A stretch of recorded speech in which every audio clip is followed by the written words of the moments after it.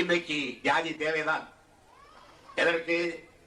நாங்கள் தாழ்த்தப்பட்டவர்கள், பிற்படுத்தப்பட்டவர்கள், மிகவும் பிற்படுத்தப்பட்டவர்கள்.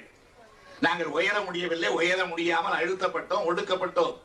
கல்வியில், வேலை வாய்ப்பில் எங்களுக்கு உரிய இடம் கிடைக்கவில்லை.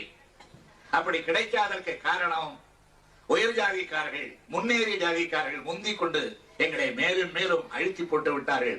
ஆகவே எங்களுக்கு சில உரிமைகள் வேண்டும்.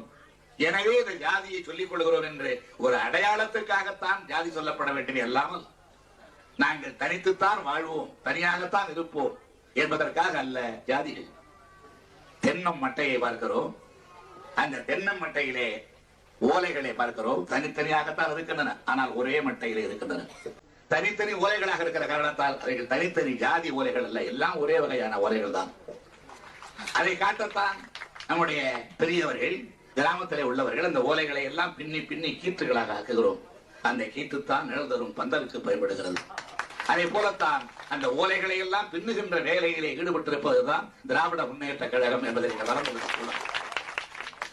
எனவே மத சார்பற்ற ஒரு நாடு தேவை என்பதை போல் ஜாதி சார்பற்ற ஒரு நாடு தேவை என்பதை நாம் மறந்து விடாமல், ஜாதியிலே மதங்களிலே சாயாதே என்று சொன்னாரே வடலூர் வள்ளலார் ராமலிங்க அடிகள், அந்த கருத்தை மனதிலே பதிய வைத்து பாடுபட வேண்டும்.